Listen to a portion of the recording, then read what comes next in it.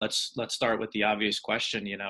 Why Jackson State? How did this come about, and how important is it for you, Coach, and Constance, helping facilitate this and getting Coach Prime down there at Jackson State? Well, I'll start first. When people say why Jackson State, first thing I always say is why not Jackson State? What eliminates Jackson State as if they're not good enough, or if they're not, I'm trying to choose my words correctly, and I never do. Like, Jackson State is one of the premier schools in the HBCU. The history is unparalleled. The tradition, graduation rate, everything is second to none, especially academically. So when you say why Jackson State, my first thought process is why not Jackson State? Because it's a tremendous match. All we have to do is take the level of expectation of the football program up to where they once were. And I feel like with my staff and I, we could do that. Constance, talk a little behind the scenes about how this happened, and Coach just said, why not? So maybe take us through some of that and all those details. So as many people know, Coach Prime made this a priority about a year ago. At this time, I think it might have even been this week when we started talking about the next phase of his coaching career. What many people don't know is he's dedicated the last, I think it's 15 years of his life since he retired, to coaching youth. So it started out with the Truth League, which were babies from like 6 years to high school, all sports, cheerleading, special needs kids. And then as his kids grew up, he started coaching at the high school level. And when we were presented with a couple opportunities last year at the D1 level, which Deion was in prime position for those jobs, we really knew this was his calling.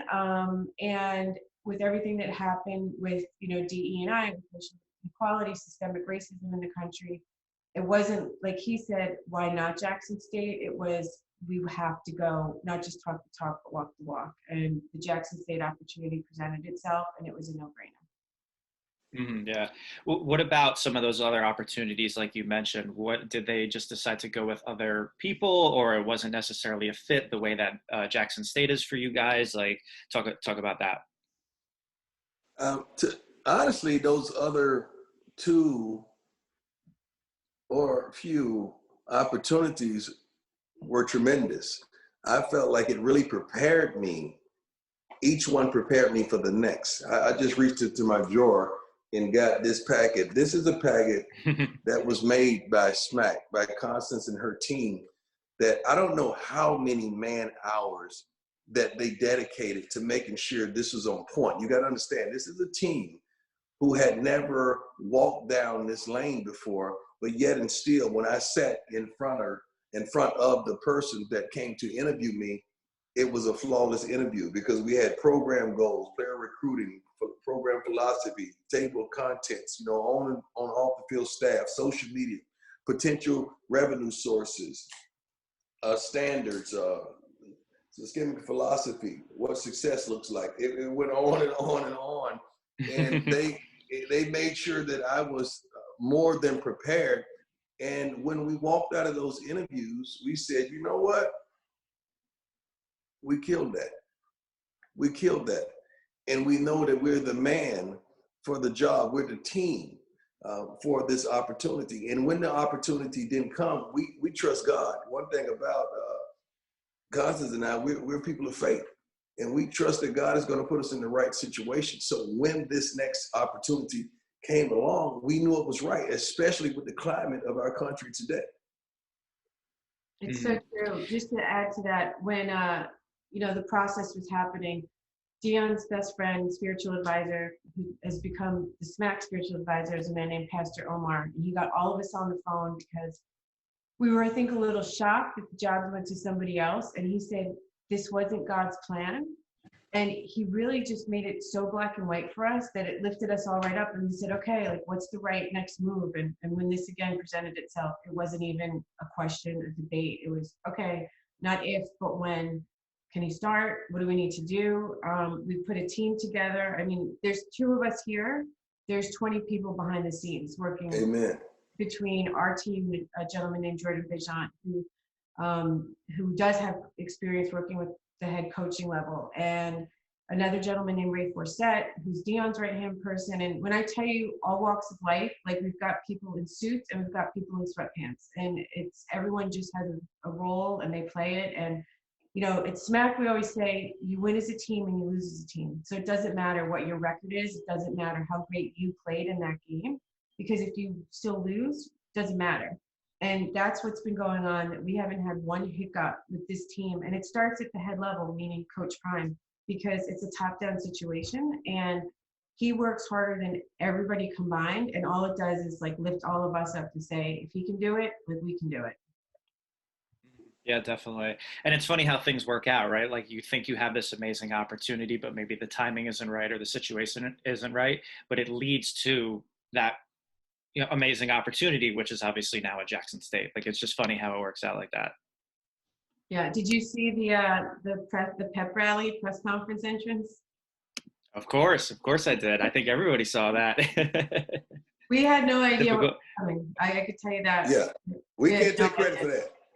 You didn't know it was coming? Oh, I was gonna ask if that was something that you guys, you know, decided to do, and you know. We would love to take credit for that. But we can't. That was all Jackson State. We would love to take credit for any of that, but that was all Jackson State. And I think that should show you how they were the perfect fit, because I don't know that any of these other schools would have rolled out the, you know, I believe blue carpet the way they did. I mean, with the police escort and the sonic boom and just all the town coming out, and tickets for the season went on sale yesterday, and there were lines around the stadium. The parking lot was full. It's a celebration, which I think we all could use a little happiness in our lives right now. Mm-hmm. Yeah, definitely. You kind of alluded to my next question. I was going to say, how important is it not only for Jackson State and HBCUs and Jackson and Mississippi in general that, you know, Coach, you're down there now, and there are people lined up around the block to get tickets, knowing that, hey, the show's in town and we want to be part of it. Well, what's going on and what's transpiring in our country today, I think our people are yearning for hope. They're yearning for a way up, a way out, just a hand, just a thank you, just a lift me up, a pick me up, a kind gesture. Our people are yearning for something, and we thank God that God chose us to be that something. And that's where we are right now, and we're elated. I can't say we don't expect greatness, because we do everything, we touch everything. Constance puts her hand on it. You can look at the lineup that she represents. The epitome of greatness in every aspect of our genres in our country. But with what's going on today, I think it's unbelievable what we're capable of doing, and the sky is the limit, and we're going to touch the sky. We truly believe that. How do you guys, now the $1 million question, how do you guys go about doing that? I know obviously, you know, there's a bunch of pressure you might feel both on the field, off the field, to be a role model and to lead and all that. So how do you guys kind of go about doing that? I'll start off the beginning of this, Constance. You pick me up, please. First of all, we got to unify people. We can't have separatism. It can't be white, black, yellow, brown, green, gold. It can't be. It has to be a unit. It has to be the elder alumni with the young alumni. It has to be the academics with the athletics. It has to be the right wing and the left wing. And we have to unify. It has to be the hood to the upper class in Jackson. It has to be everyone on one accord. And that's what God has brought us, to unify this whole thing. And resources. And that's where Constance come in with her team in regards to resources. A lot of resources, and always staying true to who Coach Prime is. You know, we're not all of a sudden going to host a black tie event as our first fundraiser. I mean, our idea is, let's host it at the president's house, but let's serve Bojangles. You know what I mean? Like, let's just keep it real, keep it 100, and just stay true to who Deion is. And as important as winning is, we know that's very important. It's more important that he's setting these men up for the next phase of their lives. I mean, we say he's grooming the next generation of men. Commissioner Goodell was his first guest on his podcast, 21st in Prime. And the quote that came out of that was, Deion's not just preparing to win, he's preparing these men. And that's what we just want to make sure people understand is important to us, whether it's our brand partners, whether it's the boosters, like we're creating a virtual booster club, just that'll go out beyond the Jackson State alumni, but going to everybody that Deion's ever worked with, from every team, for baseball and football, the collegiate level, every C-suite executive that we've worked with. Like, we're really leaning in because we want these kids to have the same chances that an Ivy League kid or a D1 kid has. We're setting up internships with SMAC, with the NFL, with Barstool, like with every partner we have, we're making sure that they're going to have a pipeline to succeed. Mm-hmm. Yeah, I was going to say, how important is it to lead by example and create this equal opportunity platform, not just, like you said, for the students at Jackson State, but students all around, knowing that, we're in such a tough and turbulent time in this country. And we are seeing how some people are disadvantaged and others aren't. So how important is that equal opportunity playing field? It's very important. We're employed by Jackson State, and the goal is to build Jackson State. But the overall big picture of things is to build HBCUs in general. If we get a 5-4-star kid and another HBCU receives that as well, I think we won, not we as in Jackson State, we won in general, because now we're leveling the playing field. It's so vital that we shed light on things like, why can't these kids have a bowl game at the conclusion of the season? Why aren't these kids being invited to the NFL combines? Why aren't these kids having the same opportunities that other kids are having, when you yet and still have had 4 Hall of Famers derived from Jackson State University? So giving it a level of the playing field, the same type of locker rooms, the same type of academics prowess and software, the same type of tutoring, as well as stadiums and fields, given the same balance, I guarantee you will see a tremendous upside coming from HBCUs. It's very vital. It's very vital that we get that understanding out publicly. Mm-hmm. Has the problem just up until this point just been a lack of money? Is it a lack of awareness and resources? Like, what are you guys kind of seeing that has been that difference in between these, huge D1 programs and the HBCUs? You take this one, Coach. Okay, the difference has been the resources, definitely. When a kid leaves the inner city, he doesn't want to go back into the climate and the thought process and the living conditions of the inner city. He wants to be George Jefferson and Weezy. They want to move on up to a deluxe apartment on a campus that they couldn't even fathom. They want to play on national television.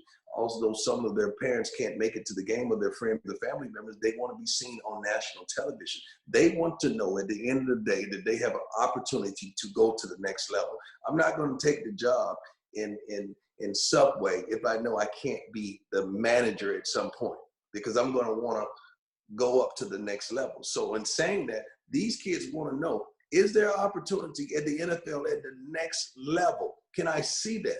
If I hadn't seen that in quite some time, I'm not apt to do that. I'm not apt to join that fraternity of football players at that university. As long as they know there's equality, and not only can you go to Alabama and get to the NFL, but you could go to Jackson State and get to the NFL as such. Mm-hmm. Yeah, definitely. Talking more on the field now, what do you see as your biggest obstacles with transitioning from, you obviously have a ton of experience coaching, but it's at high school levels and more youth, now coming to the college ranks. What do you see as your biggest obstacle or kind of learning curve? It's so funny that when I hear that question proposed to me and presented to me, saying you haven't coached at the college level, well, I think I played at the epitome of levels. I performed at the epitome of levels. And when you really think about it, high school coaching, which I've done for a multitude of years and garnered championships as well, we're not only coaching, we're cutting the grass, we're lining the field, we're making sure that kid gets home from school, we're making sure that kid doesn't create a drug habit or whatever.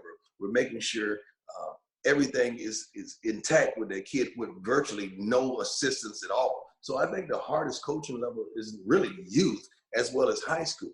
When you get to the next level, especially the epitome and the pros, it's unbelievable with the resources you have. But in college, it's the same.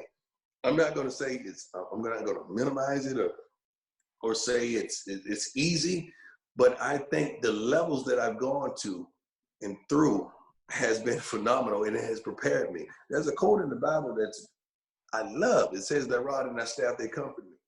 I have a tremendous staff that accumulated 84 years of experience combined coaching in the NFL or playing. I really feel like they're going to comfort me. And most of the guys, probably all of the guys, I've had a relationship of 10 years or more. So I really know what to expect from each and every one of them. And they know what to expect too. Say that again. And they know what to expect too. And they know what to expect. Do they though? Yeah. When you are able to stay in coach's world for a decade, you know. We've been together for about a dozen years now, and he knows what I'm going to say before I say it, and because especially he doesn't cuss, I make up for both of us. So you'll see, because I'm like, oh, but we can finish each other's sentences, and and what he was alluding to before too is like the people in our world, whether it's at SMAC or whether it's at the NFL or Barstool or Under Armour, there is an army. I mean, there is a village that is helping not just Jackson State, but HBCUs. And that's what I want to make sure we get across is we're not doing this just for, Jackson State. Obviously, they're going to receive the majority of attention, but, we are already working with our manufacturer to get a license for the HBCUs. So the level of merchandise that the HBCUs have is on par with what the D1 schools have. Through our MSX license. So, it's every little thing. And just even our partnership with Barstool Sports, they're coming on board. They're going to be making a donation to Jackson State based on all the ad revenue that gets raised from his podcasts. And we didn't even have to ask them to do that. Like, they leaned in. They're like, how can we help?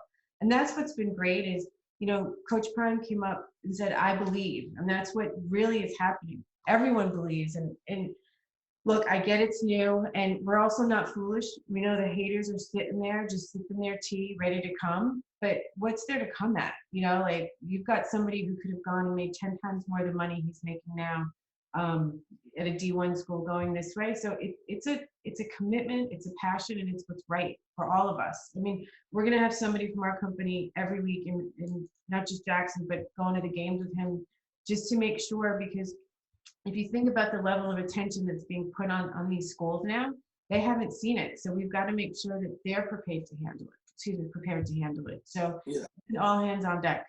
And we want you to see it. We don't just want to tell you about it. Constance right now with her team is in negotiations with a couple of television networks to visualize it. We want you to see it. It's not going to be Last Chance U, but it's going to be Prime U. I promise you that.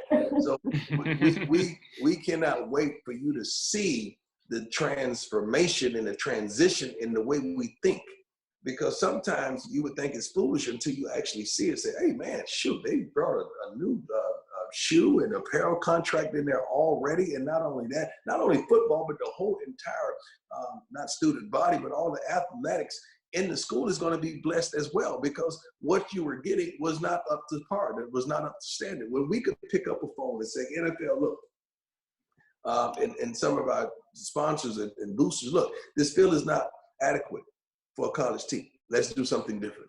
We got to put some new grass down on this field immediately, because by the first day we touch down on this field, we want these kids to understand that this is a new day. And you got to show them. These kids aren't like when Constance and I grew up, and I'm aging our togetherness, our unity. I'm aging us. But back in the day, you were able to tell a kid because I said so. That's what the parents told us, because I said so. Yeah. These kids today ain't going for that. You got to show them. You got to show them. Because they're going to say, I know what you said, but I want to see it. So when you show them the changes, when you show them how to verbalize and how to speak on camera to hopefully get an endorsement, because 2021, now these kids can go out there and garnish finances for their likeness and image. We're going to come and teach them that, because they deserve it. But we got to teach them how to do it first. Always be groomed. Always have on your apparel. Always articulate yourself. Always look at that camera. Always understand there's somebody there that wants what you got, and to make sure they understand that in what you have. Mm-hmm. So anyone who sits here and thinks that this is some sort of, again, going back to the haters like Constance was mentioning, some sort of publicity stunt, or again, like talking about how you don't have the credentials at the college level, like this isn't just about football. This is Yeah. about people. It's about the resources. It's bigger than that, right? Yeah, I wouldn't get calls from several of the NFL head coaches that are really authentic and know me personally, as well as owners, if this was about publicity. First and foremost, I'm a household. We don't need publicity. Yeah. I'm a one word guy. What I mean by that is, and I'm joking now, of course, Oprah, Prince, you know, MJ, Prime, Cher, Madonna, you know. Now you're a two-word name, Coach Prime. Coach Prime, yeah. That's right. That's right. With a gold whistle. Yeah. There you go. Yeah. Of course. Going back to the television show or the movie, or potentially what you guys are doing with that, like, is there any updates you can say about that? I know you mentioned Constance was talking to different networks and kind of distributors, but again, how important is it to get that out there and show and lead by example, instead of just saying, hey, we did this, but here's how we did it, and here's how you can watch it, and potentially do something similar at your school or in your community?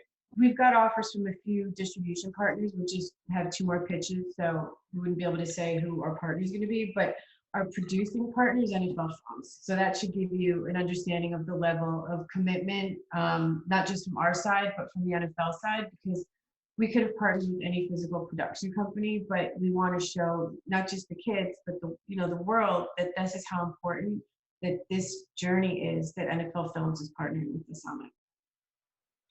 Mm-hmm. Yeah, massive, obviously. If we can leave it on one last thing, like, Coach, like, if there's some sort of thing you can say to any of these kids maybe who are looking for an opportunity or for a leader, for somebody to follow, and how they can kind of get on your bandwagon. And like you said, it's not just Jackson State, it's all the HBCUs, and you're really trying to lead a movement here.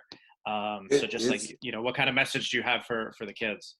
It's our challenge to the kids to have them to understand that this is real, it's authentic, it's genuine. They got to believe. They got to believe that we're going to level the playing field. We're going to give them the resources. We're going to give them the exposure. We're going to give them the light. We're going to educate them. We're going to inform them. We're going to guide them and challenge them and chastise them. But we're going to make sure they're not only able to be professional athletes, but they're able to be professionals that has a say and a mandate in their respective communities. We're looking for leaders, man. We're going to raise some leaders and guide some leaders and give them all the necessary tools of success. Most of these kids are wonderful arrows. We just got to aim them in the right direction. That's it, and let them go. That's our goals.